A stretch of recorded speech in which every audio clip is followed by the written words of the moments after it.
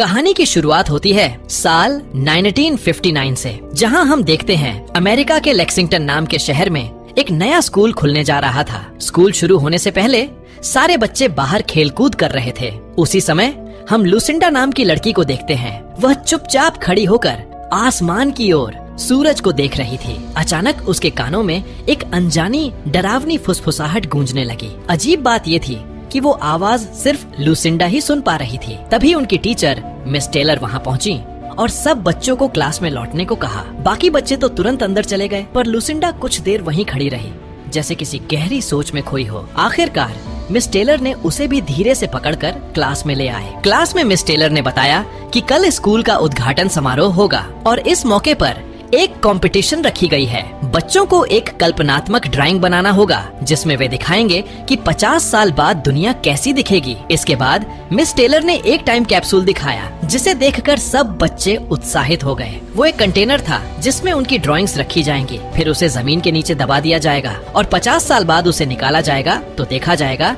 कि किसकी तस्वीर भविष्य से सबसे ज्यादा मेल खाती है। अब उसी आइडिया को ध्यान में रखकर प्रतियोगिता शुरू हुई। सारे बच्चे अपने अपने सपनों की दुनिया कागज पर उतारने लगे। लेकिन जब प्रतियोगिता खत्म हुई और मिस टेलर सब ड्राइंग्स इकट्ठा कर रही थीं, उन्हें एक चीज ने चौंका दिया। लुसिंडा ने कोई चित्र नहीं बनाया था। उसकी पूरी शीट पर सिर्फ नंबर ही नंबर लिखे थे, बिना किसी विराम के, जैसे उसके हाथ रुक ही नहीं रहे थे। वो आखिरी कोने तक कुछ लिखने ही वाली थी कि तभी मिस टेलर ने कागज उससे खींच लिया। लुसिंडा ने बस उसकी ओर डरी हुई नजरों से देखा। अगले दिन स्कूल का उद्घाटन हुआ। बाकी सारे बच्चे खुश थे, खेल रहे थे, पर लुसिंडा एक कोने में चुपचाप खड़ी थी, हाथ में सिर्फ एक गुब्बारा लिए। इस बीच टाइम कैप्सूल जमीन में गाड़ दिया गया, लेकिन तभी अचानक लुसिंडा गायब हो गई। सिर्फ उसका गुब्बारा आसमान में उड़ता दिखा। मिस टेलर घबरा गईं। उन्होंने तुरंत पुलिस को बुलाया और पूरे स्कूल में उसकी तलाश शुरू हुई। काफी खोज के बाद मिस टेलर ने उसे स्कूल के कमरे में पाया। वो घायल थी, उंगलियों से खून बह रहा था और दीवार पर अपने नाखूनों से नंबर खरोंच रही थी। यह देखकर मिस टेलर के होश उड़ गए। उसके कानों में अब भी वही अजीब फुसफुसाहट थी और उसे खुद नहीं पता था कि उसके साथ क्या हो रहा है। कहानी अब 50 साल आगे बढ़ती है। साल 2009 में यहाँ हमें एक प्रोफेसर जॉन से मिलवाया जाता है जो एस्ट्रोफिजिक्स पढ़ाते हैं। जॉन की पत्नी कुछ साल पहले गुजर चुकी थी। उस हादसे के बाद से वो अपने बेटे कैलब के साथ एक शांत इलाके पर रह रहे हैं। एक अकेले पिता के तौर पर जॉन को बेटे की देखभाल और अपने काम के बीच संतुलन बनाना आसान नहीं लगता था। एक दिन कॉलेज में लेक्चर खत्म करने के बाद वो अपने दोस्त फिल के साथ कॉफी पीने जा रहे थे। तभी उन्हें याद आया कि कैलब के स्कूल की 50th एनिवर्सरी फंक्शन दिन है। वो तुरंत वहाँ पहुँचते हैं। संयोग से वो वही स्कूल था जहाँ 50 साल पहले टाइम कैप्सूल दफन किया गया था और आज उसे बाहर निकाला जाना था। स्कूल में बच्चे और टीचर्स दोनों काफी उत्साहित थे। अब उम्र दराज हो चुकी मिस टेलर को इस मौके पर मुख्य अतिथि बनाया गया था। उनके भाषण के बाद टाइम कैप्सूल खोला गया और उसमें रखे लिफाफे बच्चों में बांटे गए। इत्तेफाक से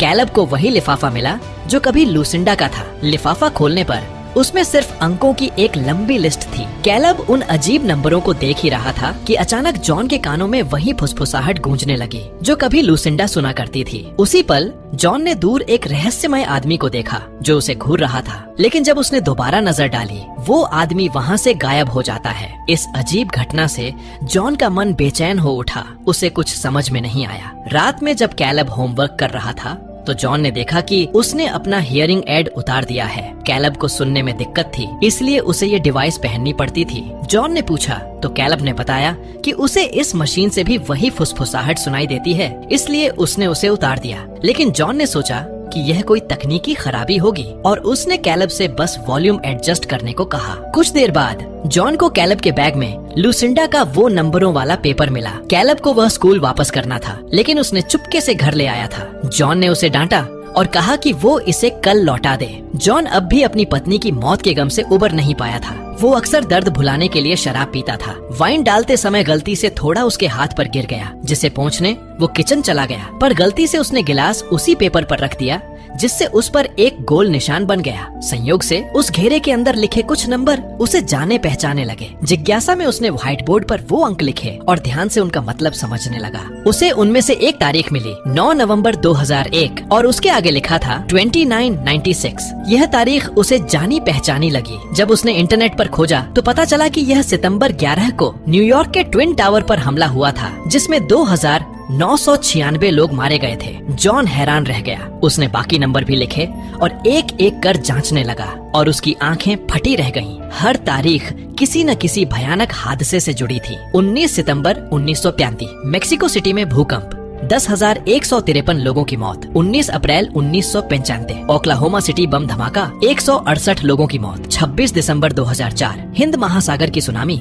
2,29,000 लोगों की मौत। इन सभी घटनाओं को देखकर जॉन को एहसास हुआ कि लुसिंडा के लिखे ये नंबर भविष्य में क्या होने वाला है उसका भविष्यवाणी कर रहे हैं। 1959 से लेकर अब तक हुई हर बड़ी त्रासदी की लिस्ट में हर घटना के साथ सही सही मौतों की संख्या लिखी थी। यह देखकर जॉन के पैरों तले जमीन खिसक जाती है, क्योंकि ये आंकड़े 1959 में लिखे गए थे और पिछले 50 सालों से टाइम कैप्सूल में सील पड़े थे। मतलब इन्हें कोई छेड़ भी नहीं सकता था। लुसिंडा ने इतनी सटीक भविष्यवाणियां आखिर की कैसे? यही सवाल जॉन के दिमाग में घूमता रहा। अगले ही दिन जॉन अपने दोस्त फील से मिलने गया और उसे लुसिंडा की भविष्यवाणियों के बारे में सब कुछ बताया। वह यह भी बताता है कि उस कागज पर अभी 3 और घटनाएं दर्ज हैं, जिनमें से एक कल होने वाली है और उस भविष्यवाणी के मुताबिक उसमें 81 लोगों की जान जाने वाली है। लेकिन फील को उसकी बातों पर जरा भी यकीन नहीं करता। उसके मुताबिक ये सब बस जॉन की कल्पना है। वह कहता है कि इन नंबरों में तारीख और मौतों के अलावा भी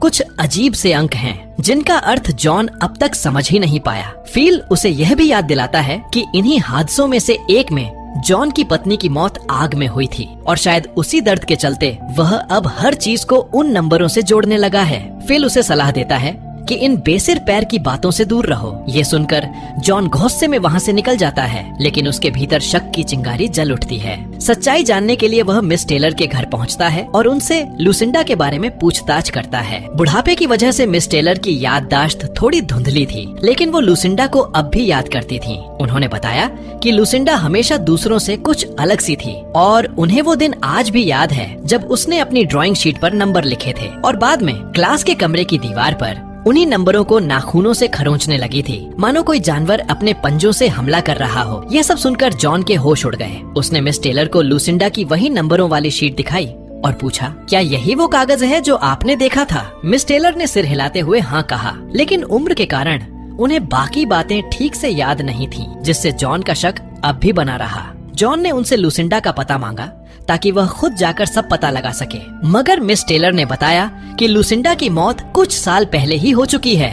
यह सुनकर जॉन पूरी तरह टूट गया। घर लौटने पर उसने स्कूल में फोन किया ताकि उन मजदूरों से बात कर सके जिन्होंने टाइम कैप्सूल निकाला था। इसी बीच बाहर कैलब खेल रहा था, तभी एक कार उसके घर के सामने आकर रुकी। उसमें बैठे 2 अजनबी नकाबपोश लोग उसे घूरने लगे। अचानक कैलब के कानों में वही रहस्यमयी फुसफुसाहट गूंजने लगी। वह जैसे किसी अजीब खिंचाव में बंधा धीरे धीरे उनकी ओर बढ़ने लगा। तभी उनमें से एक आदमी ने उसके हाथ में चुपचाप एक छोटा पत्थर रख दिया। उसी समय जॉन ने खिड़की से यह सब देख लिया। वह घबराकर बाहर दौड़ा, लेकिन तब तक वे दोनों अजनबी वहाँ से गायब हो चुके थे। जॉन ने कैलब से पूछा कि वो लोग कौन थे, तो उसने कहा कि वह उन्हें नहीं जानता। उसने वह पत्थर जॉन को दे दिया, जो देखने में बिल्कुल साधारण लग रहा था। जॉन ने पत्थर संभाल कर रख लिया और कैलब को कहा कि आइंदा किसी अनजान शख्स से बात न करे, फिर उसे अंदर भेज देता है। लुसिंडा के बारे में और जानकारी जुटाने के लिए जॉन ने इंटरनेट पर खोज शुरू की। उसे पता चला कि लुसिंडा की शादी हो चुकी थी, लेकिन कुछ साल बाद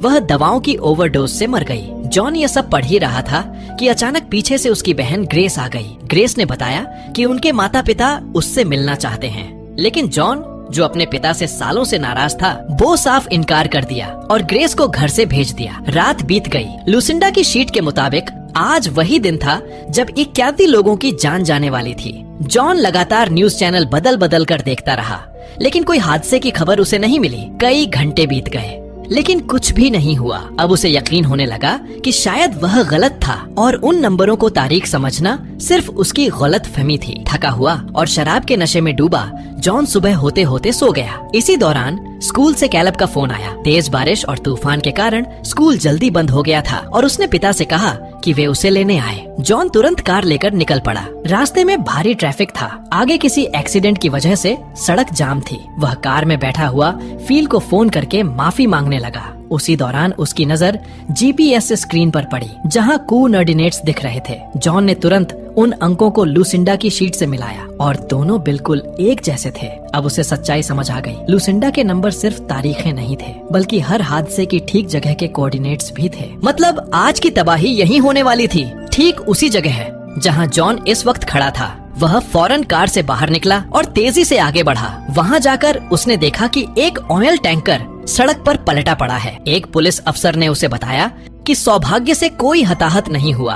वह बात पूरी कर ही रहा था कि अचानक उसके चेहरे पर डर साफ झलकने लगा और वो घबराकर भाग खड़ा हुआ। जॉन ने पीछे मुड़कर देखा तो आसमान से एक यात्री विमान नीचे गिरता दिखाई दिया, जो कुछ ही सेकंड में जमीन से टकरा गया। एक धमाके के साथ चारों तरफ आग फैल गई। लोग जलते हुए भाग रहे थे, चीखें गूंज रही थीं। जॉन ने बिना सोचे समझे अपनी जान जोखिम में डाल दी और अंदर फंसे यात्रियों को बचाने लगा। वो भयानक नजारा देखकर उसका दिल दहल गया। थोड़ी देर बाद रेस्क्यू टीम वहां पहुंची और जॉन को खींचकर आग से बाहर ले आई। घर लौटने पर उसने देखा कि ग्रेस कैलब को स्कूल से लेकर आ चुकी थी। टीवी पर खबर चल रही थी कि प्लेन क्रैश की वजह एक विशाल सोलर फ्लेयर था। सूर्य पर हुए उस धमाके से भयंकर इलेक्ट्रोमैग्नेटिक रेडिएशन निकला था, जिसने धरती के रेडियो सिग्नल्स और नेविगेशन सिस्टम को बिगाड़ दिया। उसी गड़बड़ी के चलते विमान गिर गया और ठीक 81 लोग मारे गए, जितना कि लुसिंडा की शीट पर लिखा था। यह सब देखकर जॉन पूरी तरह टूट गया। कुछ देर बाद फिल उसके घर पहुंचा।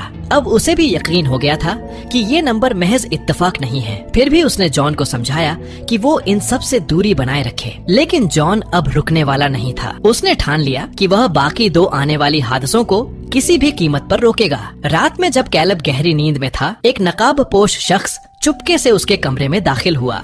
हल्की आहट से कैलब की आंख खुली और उसने डरते हुए उस आदमी को देखा। उस व्यक्ति ने खिड़की की ओर इशारा किया। जब कैलब ने बाहर झांका तो उसने एक भयानक आग लगी जंगल देखी। आग तेजी से पेड़ों को निगल रही थी और उसे ऐसा लगा मानो उसका अपना घर जलकर खाक हो रहा हो।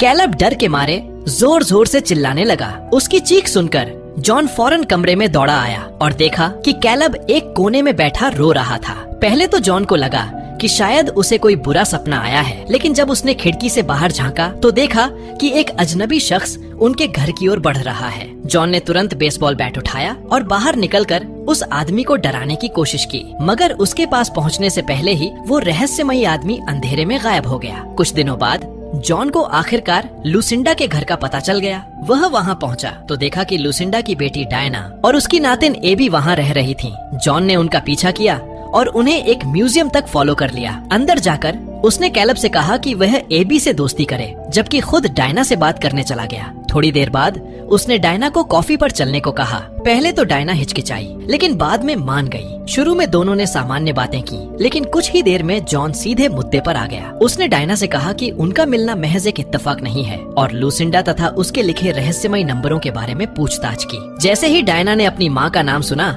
वह गुस्से से भर उठी और वहाँ से चली गई। जॉन ने पीछे से आवाज लगाई और कहा, लुसिंडा की शीट के मुताबिक कल न्यूयॉर्क सिटी में 170 लोगों की मौत होगी और 3 दिन बाद 19 अक्टूबर को 33 और लोग मरेंगे। उसने डायना से अनुरोध किया कि वह इस रहस्य को सुलझाने में उसकी मदद करे, लेकिन डायना ने इनकार कर दिया और एबी को लेकर वहाँ से निकल गई। फिर भी जॉन ने हार नहीं मानी। घर लौटकर उसने उस जगह का पता लगाने की कोशिश की जहां अगला हादसा होने वाली थी। उसी वक्त खबर आई कि न्यूयॉर्क में आतंकी हमले की आशंका जताई जा रही है। यह सुनते ही जॉन को यकीन हो गया कि आने वाली आपदा का कारण आतंकवाद ही है। वह तुरंत म्यूजियम पहुंचा और जांच के दौरान समझ गया कि यह मामला टेररिस्ट अटैक से जुड़ा है। उसने फौरन FBI को फोन किया और उन्हें सारी जानकारी देकर सतर्क रहने कर दी। अगले दिन जॉन ने अपने बेटे कैलब को बहन ग्रेस के घर भेज दिया और खुद उस जगह पहुंच गया जहां हादसा होने वाला था, एक सबवे स्टेशन। पुलिस पहले से ही वहां मौजूद थी, लेकिन पूरा इलाका पूरी तरह सील नहीं किया गया था। एक महिला अधिकारी से बहस करने के बाद जॉन खुद सबवे में उतर गया और संदिग्ध व्यक्ति की तलाश शुरू की। थोड़ी देर में उसने देखा कि एक आदमी अपने कपड़ों के भीतर कुछ बड़ा छिपाए हुए था। जॉन को देखकर वह आदमी भाग खड़ा हुआ। जॉन समझ गया कि शायद वही आतंकी है और वह उसका पीछा करने लगा। आदमी एक ट्रेन में चढ़ गया, लेकिन अगले चेक पॉइंट पर पुलिस ने उसे पकड़ लिया। जब अधिकारी ने उसे हाथ ऊपर करने को कहा तो उसके कपड़ों से DVDs का बंडल गिर पड़ा। वह आतंकी नहीं बल्कि एक चोर निकला। जॉन हैरान रह गया। अगर यह बम धमाका नहीं था तो ऐसी कौन सी दुर्घटना थी जो 170 लोगों की जान ले सकती थी। तभी सामने से आती एक हाई स्पीड ट्रेन तकनीकी खराबी के कारण पटरी से उतर गई और दूसरी ट्रेन से टकरा गई। वह एक भीषण हादसा हो गया, बिल्कुल वैसे ही जैसे लुसिंडा की भविष्यवाणी में लिखा था। जॉन किसी तरह अपनी जान बचा सका, लेकिन अंदर से पूरी तरह टूट चुका था कि वो उसे रोक नहीं सका। घर लौटने पर उसने देखा कि डायना और एबी पहले से ही उसका इंतजार कर रही थीं। डायना ने बताया कि पिछली मुलाकात में जब जॉन ने उसे 19 अक्टूबर की तारीख बताई थी तो उसे अपनी माँ की कही एक बात याद आई। लुसिंडा ने भविष्यवाणी की थी कि डायना उसी दिन मरेगी। वह सालों से इस तारीख से डरती आ रही थी। अब जब ट्रेन हादसा सच हो गया तो डायना को पूरा यकीन हो गया कि उसकी माँ सचमुच भविष्य देख सकती थी। डायना ने कहा कि वह अब पक्का यकीन कर चुकी है कि 19 अक्टूबर को उसकी जान को खतरा है, इसलिए वह जॉन के साथ इस रहस्य को सुलझाने में मदद करेगी। दोनों लुसिंडा के पुराने घर पहुँचे। उन्होंने कैलब और एबी को कार में छोड़ दिया और खुद अंदर गए। उत्तर खोजने के लिए दोनों ने घर की बारीकी से तलाशी करने लगे। डायना ने बताया कि उसके पिता को लगता था कि लुसिंडा पागल थी, इसलिए उन्होंने उसे छोड़ दिया था। लुसिंडा हमेशा कहती थी कि वह इस घर में किसी मिशन के लिए आई है, लेकिन कोई समझ नहीं पाया कि उसका उद्देश्य क्या था। लुसिंडा की मौत तब हुई जब डायना सिर्फ 9 साल की थी। तलाशी के दौरान जॉन ने दीवारों पर पुराने अखबारों की कटिंग्स देखी। हर एक किसी न किसी पुराने हादसे की खबर थी। फिर उसकी नजर एक पेंटिंग पर पड़ी जिसमें दिखाया गया था कि भगवान अपने पैगंबर को अक्षरों के माध्यम से संदेश दे रहे हैं। डायना ने बताया कि उसकी माँ घंटों उस पेंटिंग को देखती रहती थी। वह जॉन को उस कमरे में ले गई जहां लुसिंडा की लाश मिली थी। जॉन ने कमरे की तलाशी ली, लेकिन कुछ खास नहीं मिला सिवाय एक बाइबल के। निराश होकर वह बाहर निकलने लगा तो उसका पैर किसी चीज से टकराया। नीचे देखकर वह हैरान रह गया। वह वही पत्थर था जो अजनबी आदमी ने पहले कैलब को दिया था। कमरे में ऐसे कई पत्थर बिखरे हुए थे। फिर जॉन ने पलंग के नीचे देखा, वहाँ कुछ लिखा हुआ था। पलंग हटाने पर वह दंग रह गया। लकड़ी में नाखूनों से उकेरे हुए शब्द थे। वहाँ लिखा था एवरीवन एल्स। उसी समय बाहर कार में बैठे कैलब और एबी को फिर फुसफुसाहटें सुनाई दी। कैलब ने बाहर देखा तो कुछ अजनबी लोग उनकी तरफ बढ़ रहे थे। तभी कैलब तेजी से हॉर्न बजा देता है। आवाज सुनकर जॉन और डायना डरते हुए बाहर भागते हैं, लेकिन तब तक अजनबी लोग गायब हो चुके थे। जब दोनों कार तक पहुंचते हैं तो कैलब और एबी बताते हैं कि वे लोग फिर आए थे। तभी जॉन की नजर झाड़ियों में छिपे एक आदमी पर पड़ती है। वह उन्हें कार लॉक करने को कहता है और खुद बंदूक लेकर उसके पीछे भागता है। वह आदमी शांत खड़ा रहता है। जॉन उसकी तरफ बंदूक तानकर पूछता है, तुम हमारे पीछे क्यों पड़े हो? लेकिन आदमी कुछ नहीं कहता। अगले ही पल वह अपना मुंह खोलता है और उसमें से तेज रोशनी निकलती है। जॉन कुछ पल के लिए अंधा सा हो जाता है। जब उसकी नजर लौटती है वह आदमी गायब हो चुका होता है। जॉन सबको लेकर वापस घर लौट आता है। अगली सुबह जब वह एबी को बुलाने जाता है तो देखता है कि वह रंग भर रही है और वह चित्र वही था जो जॉन ने पिछली रात पेंटिंग में देखा था। लुसिंडा के घर में लगी उस पेंटिंग में, जो बाइबल में बताए गए न्याय के दिन को दर्शाती थी, एक जलते हुए सूरज का दृश्य था। जॉन को अचानक एहसास हुआ अगली तबाही सूरज से जुड़ी होगी। वह तुरंत सबको लेकर MIT ऑब्जर्वेटरी पहुंच गया, जहां उसने अपने दोस्त फील से मुलाकात की और उसे सूरज के भयंकर विस्फोट यानी सोलर फ्लेयर के खतरे के बारे में बताया। जॉन ने समझाया कि अब तक सूरज से निकलने वाली सोलर फ्लेयर्स को हमारी ओजोन परत रोक लेती थी, जिससे बिजली गुल होने तक ही सीमित रहता था। लेकिन इस बार बात अलग थी। सूरज अब एक विनाशकारी धमाका करने वाला था, एक सुपर सोलर फ्लेयर जो 100 माइक्रो टेस्ला तक की रेडिएशन लहरें छोड़ेगा। यह इतना शक्तिशाली होगा कि पृथ्वी को जलाकर राख कर देगा, यहाँ तक कि पूरे सौरमंडल के ग्रहों को भी नष्ट कर सकता है। उसी वक्त जॉन ने खिड़की से आती असामान्य रूप से तेज और गर्म धूप देखी। सर्दियों के मौसम में भी सूरज की यह तपिश आने वाले विनाश का संकेत थी। उधर डायना ने जॉन और फील की बातचीत सुनी और यह सोचकर रो पड़ी, उसकी बेटी भी इस महाविनाश में खत्म हो जाएगी। वह जॉन से कहती है कि उसे एक गुफा का पता है जहाँ जाकर शायद वे मौत से बच सकें। जॉन जानता था कि इस आपदा से कोई भी जीवित नहीं बचेगा। फिर भी डायना की उम्मीद को बनाए रखने के लिए वह उसके साथ उस गुफा तक जाने को तैयार हो जाता है। वे घर लौटे तो जॉन ने तुरंत सबको अपना सामान समेटने को कहा। तभी कैलब अपने कमरे में चला गया, जहां उसे फिर वही रहस्यमयी फुसफुसाहटें सुनाई देने लगी। वह खुद पर काबू नहीं रख सका और लुसिंडा की तरह कागज पर नंबर लिखने लगा। जब जॉन कमरे में पहुंचा तो उसने कैलब को बेकाबू होकर नंबर लिखते देखा। उसने झट से कागज और पेन छीन लिया, लेकिन कैलब रुका नहीं। अब वह अपनी उंगलियों के नाखूनों से टेबल पर नंबर खरोंचने लगा।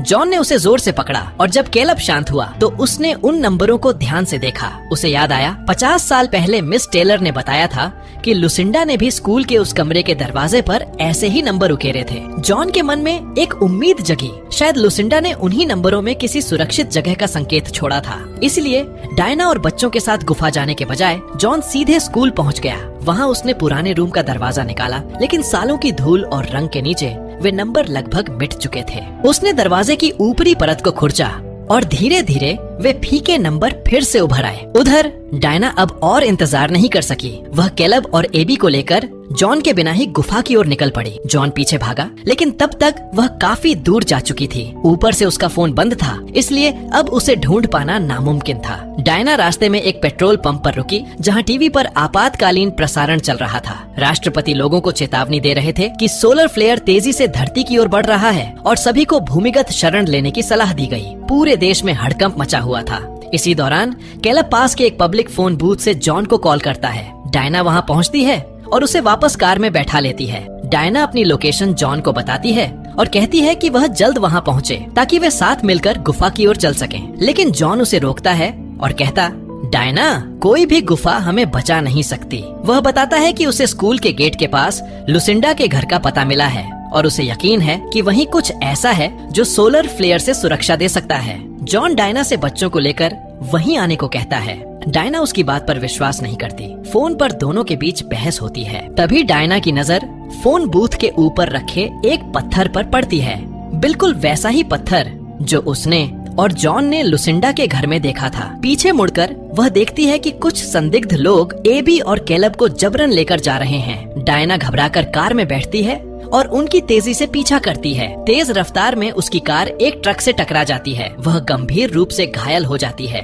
इधर जॉन एक पेट्रोल पंप पर पहुंचता है और लोगों से पूछताछ के बाद दुर्घटना स्थल तक पहुंचता है। वह देखता है कि डायना एम्बुलेंस में जिंदगी और मौत के बीच जूझ रही है। डॉक्टर उसकी जान बचाने की पूरी कोशिश करते हैं, लेकिन अंततः डायना दम तोड़ देती है। एक नर्स जॉन को बताती है कि डायना की मौत 19 अक्टूबर रात 12 बजे हुई थी, ठीक लुसिंडा की भविष्यवाणी के अनुसार। जॉन डायना की लाश के पास बैठकर आंसू बहा रहा होता है। तभी उसकी नजर डायना के हाथ में रखे हुए उसी पत्थर पर पड़ती है। वह समझ जाता है कि वे अजनबी लोग ही कैलब और एबी को ले गए हैं। जॉन बंदूक लेकर सीधे लुसिंडा के घर की ओर चल देता है। वहाँ पहुँचते ही उसे झाड़ियों के बीच से गुजरते टायरों के निशान दिखते हैं। वह उन्हें फॉलो करता है और चलते चलते वैसी ही रहस्यमय चट्टानें देखता रहता है। आगे बढ़ते हुए एक अजनबी व्यक्ति उसे दिखाई देता है। जॉन उसकी ओर बंदूक तानकर पूछता है, बच्चे कहाँ हैं? तभी कैलब और एबी सामने आते हैं। उनके हाथ में एक छोटा खरगोश होता है। वे कहते हैं, पापा, ये लोग हमारे दुश्मन नहीं हैं, ये हमें बचाने आए हैं। अचानक आसमान में तेज रोशनी फैली और उसी प्रकाश के बीच एक एलियन जहाज धरती पर उतरता है। जॉन हैरान हो जाता है और उसे एहसास होता है कि ये अजनबी वास्तव में एलियंस हैं, जो इंसानों के रूप में धरती पर आए थे। वे पहले से जानते थे कि पृथ्वी का अंत नजदीक है, इसलिए वे आए थे ताकि कुछ जीवों को एक नई दुनिया में बसाया जा सके। उन्होंने कैलब और एबी को खास तौर पर चुना था ताकि मानवता का भविष्य संभव हो सके। कैलब रोते हुए कहता है, पापा, आप भी हमारे साथ चलिए। लेकिन एक एलियन बताता है कि केवल वे लोग जा सकते हैं जो उनकी आवाज सुन पाते हैं। जॉन समझ जाता है कि यह अवसर सिर्फ बच्चों के लिए है। वह भावुक होकर कहता है, बेटे, तुम चुने गए हो मानवता की नई शुरुआत के लिए, इस पर गर्व करो। वह कैलब को एक लॉकेट देता है जिसमें उसकी और उसकी माँ की तस्वीर होती है। फिर वह प्यार से कैलब और एबी को एलियंस के सुपुर्द करता है। एलियन अपने असली रूप में प्रकट होते हैं और बच्चों के साथ साथ कई अन्य जीवों को लेकर अपने जहाज में सवार हो जाते हैं। अगली सुबह कयामत का दिन आता है। जॉन अपने माता पिता और बहन के पास लौटता है और उनके साथ अपने आखिरी पल बिताता है। फिर सूरज से एक भयंकर सोलर फ्लेयर फटता है जो पूरी धरती को आग की चपेट में ले लेता है। जॉन और इंसानों की पूरी सृष्टि उस विनाश में समाप्त हो जाती है। अंत में एलियन जहाज एक नए ग्रह पर उतरता है। कैलब और एबी अपने छोटे खरगोश के साथ वहाँ नई जिंदगी की शुरुआत करते हैं। वे एक चमकते हुए जीवन वृक्ष की ओर दौड़ते हैं और कहानी यहीं समाप्त हो जाती है।